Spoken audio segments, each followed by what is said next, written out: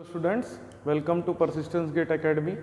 आज हम लोग देखेंगे Kirchhoff's law.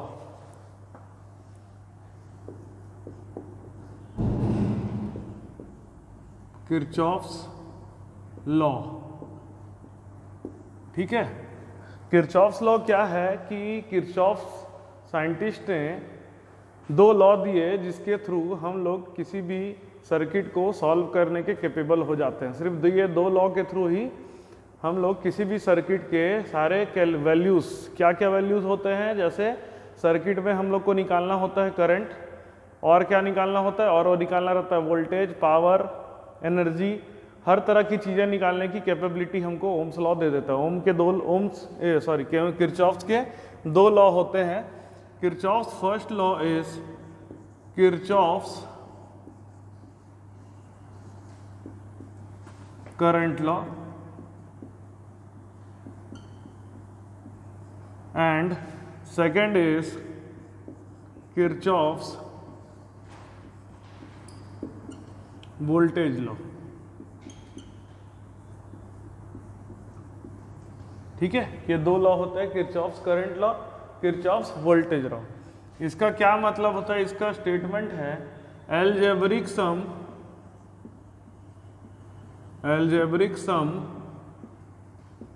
Of current at a node is equal to 0। ठीक है, ये हमारा किरचॉफ्स करंट लॉ है। और दूसरा है किरचॉफ्स वोल्टेज लॉ। ये हमारा देता है algebraic sum of voltages in a current loop is 0।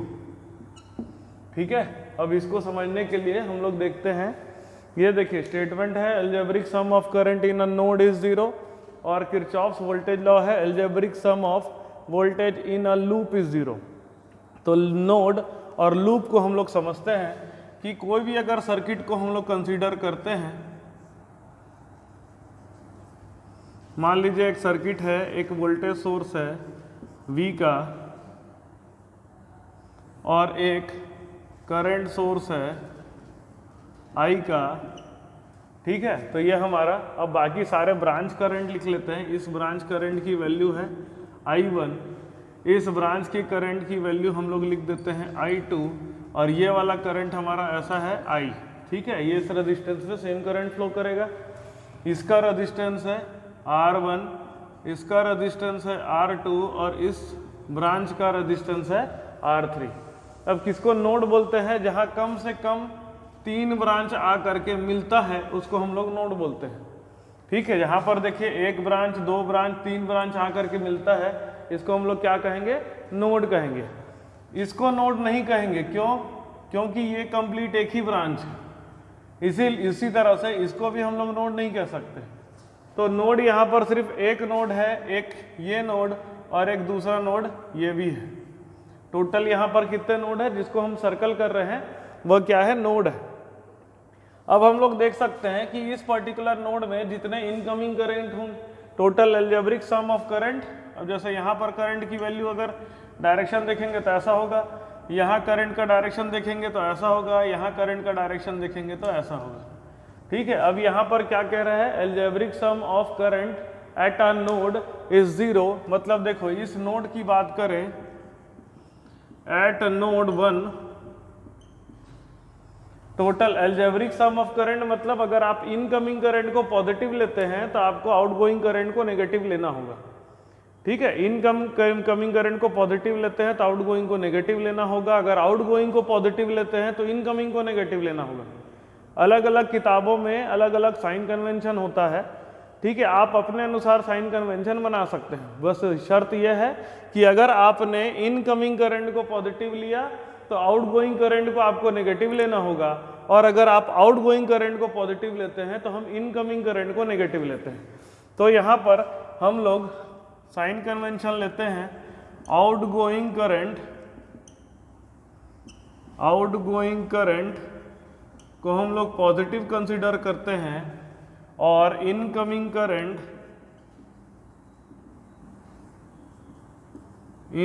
Current को हम नेगेटिव कंसीडर करते हैं। तो अगर इस तरह से कंसीडर करेंगे तो हमको मिलेगा एट नोड 1 इनकमिंग करंट मतलब -I1, I2 भी इनकमिंग है तो -I2 और I भी इनकमिंग है तो -I बराबर 0। अगर माइनस साइन से अगर आप मल्टीप्लाई कर देते हैं तो ये बन जाएगा I1 plus I2 plus I की वैल्यू आपको 0 मिल जाएगी। ये हमारा क्या है, किरचॉफ्स करंट लॉ है। चलिए हम लोग किरचॉफ्स वोल्टेज लॉ को समझने की कोशिश करते हैं। देखिए लूप किसको बोलते हैं, एक क्लोज कंडक्टिंग पाथ। ये क्लोज कंडक्टिंग पाथ क्या है, हमारा लूप है। उसी तरह से ये भी एक क्लोज कंडक्टिंग पाथ बनेगा, ये भी क्या होता है, इसको भी हम लोग लूप कहते हैं। उसके बाद ये बड़ा वाला क्लोज कंडक्टिंग पाथ, ये भी बड़ा वाला क्लोज कंडक्टिंग पाथ क्या है, लूप है। तो लूप कैसे समझेंगे, लूप मतलब क्लोज कंडक्टिंग पाथ। ये जो छोटा वाला क्लोज कंडक्टिंग पाथ होता है जिसके अंदर और कोई कंडक्टिंग पाथ बन नहीं सकता, उसको मैश कहा जाता है। ये अंदर वाला, ये लूप भी है मैश भी है। उसी तरह से ये वाला भी लूप भी है और मैश भी है। ये जो बड़ा वाला है कंडक्टिंग पाथ जिसके अंदर और दो लूप बन सकते हैं, उसको लूप नहीं, उसको मैश नहीं कह सकते हम लोग, उसको हम लोग सिर्फ लूप कह सकते हैं। तो ये हो गया लूप। अब देखिए हम लोग को क्या करना है, हर ब्रांच का जितने भी कंपोनेंट है उसके वोल्टेज को इंडिकेट करना है। देखिए ये वोल्टेज यहाँ पर गिवन है, सप्लाई वोल्टेज V। यहाँ पर R1 रेजिस्टेंस में इस पोलैरिटी का वोल्टेज बनेगा और इस वोल्टेज की वैल्यू हो जाएगी I1 मल्टीप्लाई बाय R1। ठीक है, I1 मल्टीप्लाई बाय R1। यहाँ पर जैसा करंट जिस पार्ट पे एंटर करता है, करंट देखिए इस पार्ट पे एंटर कर रहा है ये पॉजिटिव बनेगा, करंट जिस पार्ट पे लीव कर रहा है वो नेगेटिव बनेगा और इसका वोल्टेज हो जाएगा I2 इंटू R2। उसी तरह से यहाँ पर देखिए करंट जिस पार्ट पे एंटर करता है उसको हम लोग पॉजिटिव मानते हैं, करंट जिस पार्ट पे लीव करता है उसको नेगेटिव मानते हैं और इसका वोल्टेज हो जाएगा I3 नहीं है, इसका करंट है I मल्टीप्लाई बाय R3। ठीक है, इस करंट सोर्स के अक्रॉस कितना वोल्टेज डेवलप हो रहा है ये हमको पता नहीं होता। ठीक है, वो पता नहीं होता मतलब क्या है कि वो डिपेंड करता है सर्किट के ऊपर कि उसके अक्रॉस का वोल्टेज कितना आएगा। आई बात समझ में, ये हम लोग का सर्किट के अनुसार वेरी करता है। ये जो वोल्टेज है ना, voltage across a current source circuit के अनुसार वेरी करता है। उसी तरह से current across the voltage source, voltage source में कितना करंट फ्लो कर रहा है वो भी सर्किट पे डिपेंड करता है कि सर्किट के रेजिस्टेंस वैल्यू क्या है। याद रखिएगा वोल्टेज सोर्स में कितना करंट होगा, what is the current flowing through the voltage source, वो किस पे डिपेंड करेगा, it all depends on the resistance और all other parameters present in the circuit. उसी तरह से करंट सोर्स के अक्रॉस में कितना वोल्टेज होगा वो भी किस पे डिपेंड करेगा, all other parameters having present in the circuit.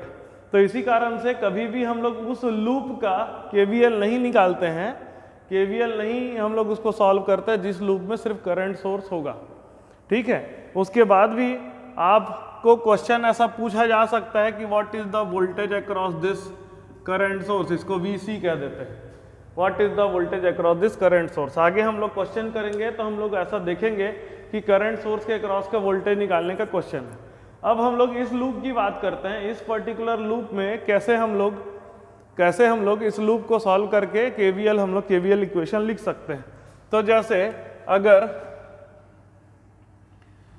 उसमें साइन कन्वेंशन हम लोगों ने लिया था, करंट सोर्स के केस में हमने साइन कन्वेंशन लिया था, मीन्स किरचॉफ्स करंट लॉ में हमने साइन कन्वेंशन लिया था, उसी तरह से यहाँ पर भी लेते हैं।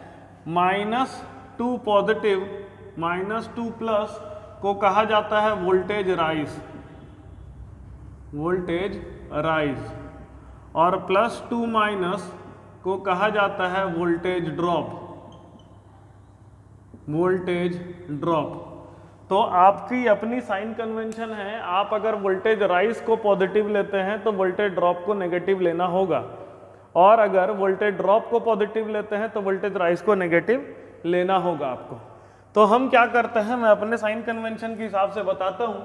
तो आपका यहाँ पर क्या होगा, माइनस से प्लस जा रहे हैं हम लोग, माइनस से प्लस में there is a voltage rise, तो प्लस वी वोल्टेज। यहाँ पर देखिए, यहाँ पर प्लस से माइनस जा रहे हैं, there is a voltage drop, तो माइनस I1 R1। यहाँ पर माइनस से प्लस जा रहे हैं तो there is a voltage rise, so it will be I2 R2, it will be equal to 0। तो ये आपका क्या बन गया, this will be your KVL equation. ये आपका क्या बन गया, KVL इक्वेशन बन गया। आई बात समझ में? तो हम सब सर्किट को सॉल्व करेंगे KVL और KCL का यूज करके, ठीक है। चलिए, कुछ मिसकंसेप्शन होता है कई लोगों को, वो सब चीजें क्वेश्चन क्लियर बनाने में हमारा क्लियर होता है। सबसे बेसिक क्वेश्चन लेते हैं। Question, find out voltage and current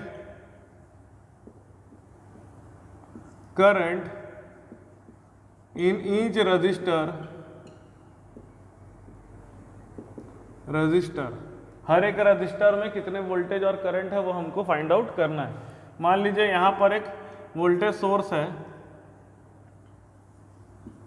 plus minus 10 volt का सोर्स है, एक रजिस्टेंस है 5 ओम का रजिस्टर, उसके बाद फिर से एक रजिस्टर है 2 ओम का रजिस्टर, यहाँ पर एक 6 ओम का रजिस्टर है, और यहाँ पर एक डिपेंडेंट वोल्टेज सोर्स है।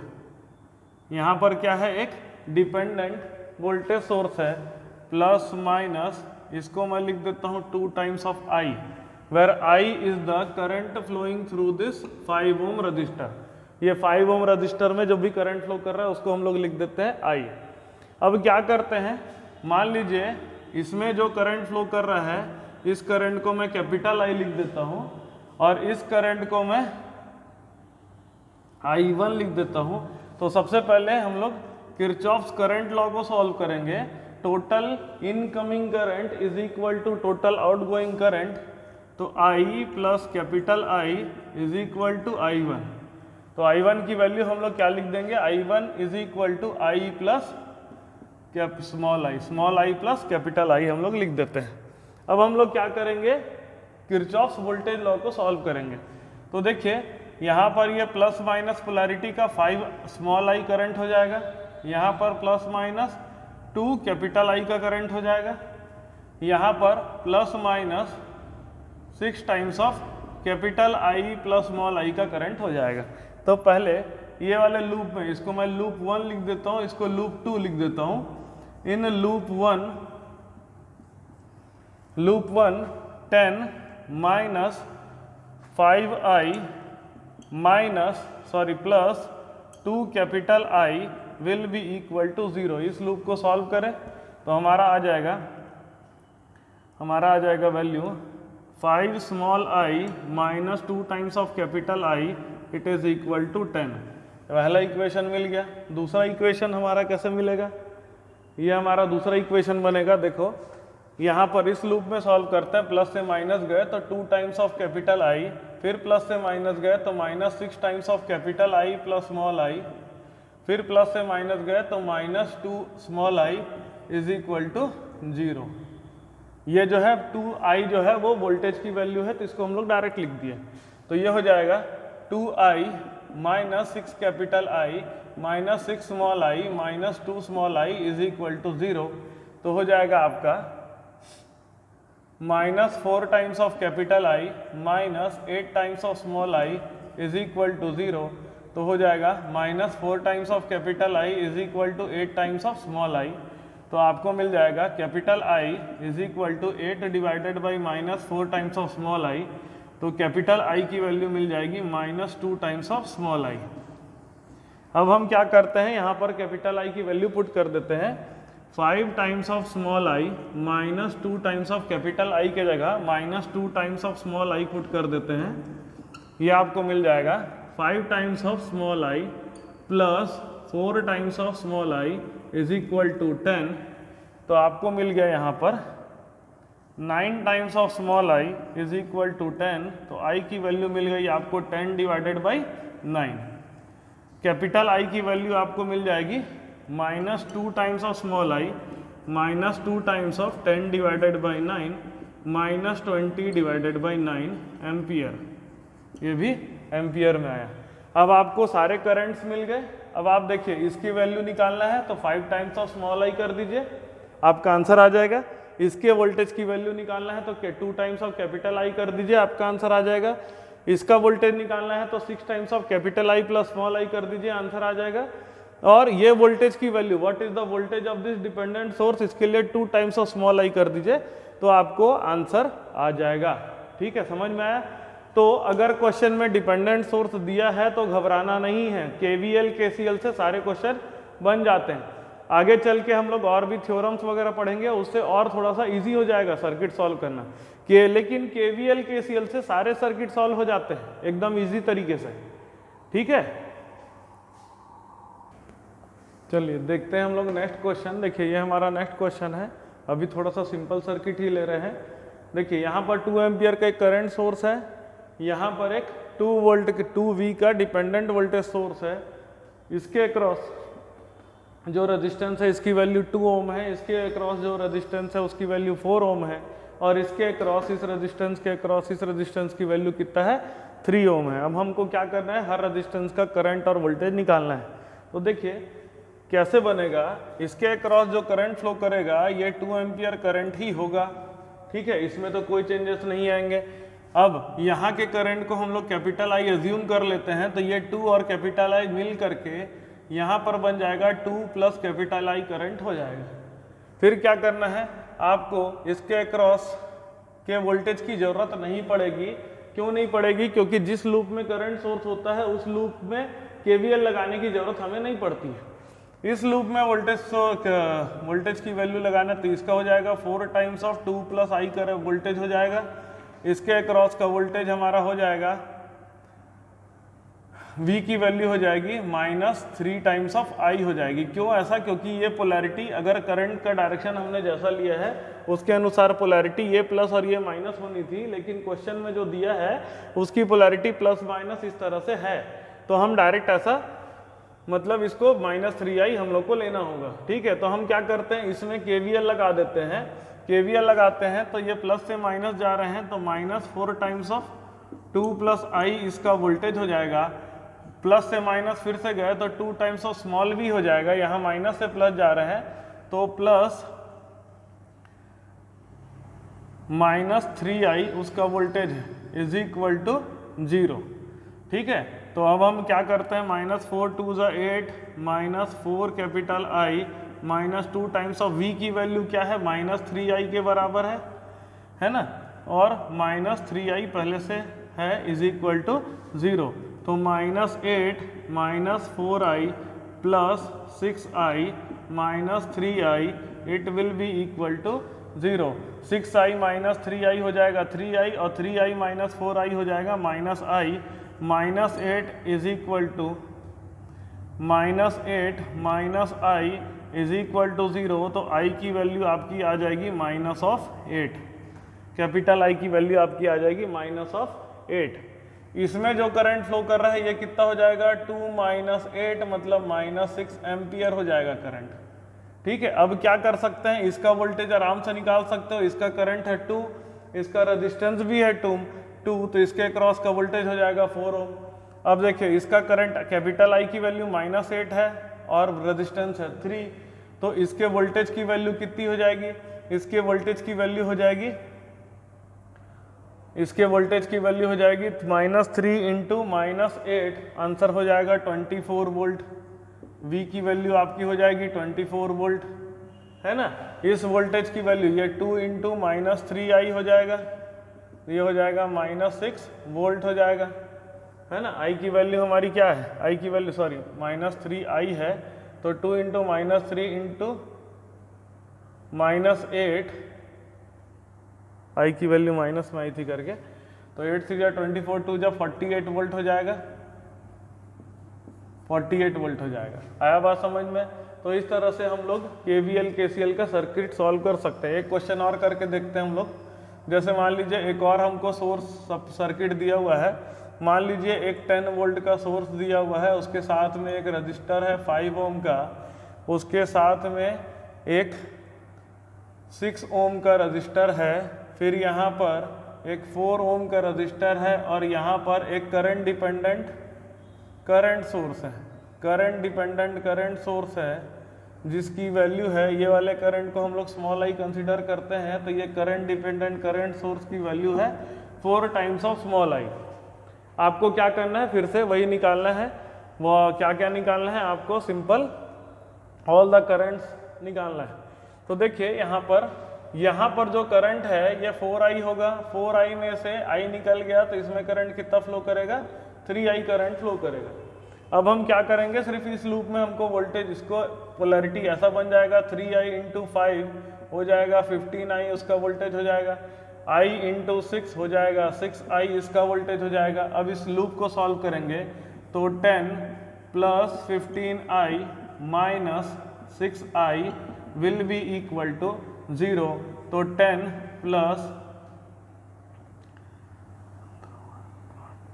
9i will be equal to 0, तो i की वैल्यू आपको मिल जाएगी -10/9 मिल जाएगा, -10/9 आपको i की वैल्यू मिल जाएगी। तो आप सारे वोल्टेजेस और सारे चीज़ों को निकाल सकते हैं। इसका वोल्टेज क्या हो जाएगा, 5 इंटू 3i, i की वैल्यू पुट कर दीजिए 15i, i की वैल्यू पुट कर दीजिए, आंसर आ जाएगा। इसका वोल्टेज क्या हो जाएगा 6i, i की वैल्यू पुट कर दीजिए, आंसर आ जाएगा। इसका वोल्टेज कितना हो जाएगा 4 इंटू 4i, तो ये हो जाएगा 16i, i की वैल्यू पुट कर दीजिए, आंसर आ जाएगा। और इसका जो करंट है ये आपका है 4i, तो 4 इंटू आई की वैल्यू यहाँ पर पुट कर दिया तो ये करंट सोर्स की वैल्यू भी आपको मिल जाएगी। तो काफ़ी आसान हो जाता है सर्किट सॉल्व कर देना। कुछ आपको क्वेश्चन को सॉल्व करने पड़ेंगे, कई सारे क्वेश्चन को सॉल्व करेंगे, जितना आप क्वेश्चन को सॉल्व करेंगे उतना आपका चीज़ें क्लियर होती जाएंगी कि सर्किट को सॉल्व कैसे करना है। ठीक है, जो कॉम्प्लेक्स चीज़ें होती हैं वो कॉम्प्लेक्स इसलिए लगती क्योंकि हम पहले की चीज़ों को अच्छे से नहीं किए रहते हैं। आप लोग पहले अच्छे से जो ये सब सर्किट को, छोटे मोटे सर्किट को पहले बनाइए, अपने दिमाग को क्लियर रखिए कि चीज़ें करते कैसे हैं। उसके बाद आप नए थ्योरम्स और नॉर्टन्स थ्योरम, थेवेनिन्स थ्योरम, ये सारे थ्योरम्स को काफ़ी अच्छे से समझ पाएंगे। ठीक है, आज की क्लास इतनी ही। नेक्स्ट क्लास में हम लोग कुछ थ्योरम्स, नेटवर्क थ्योरम्स के बारे में स्टडी करेंगे। Thank you.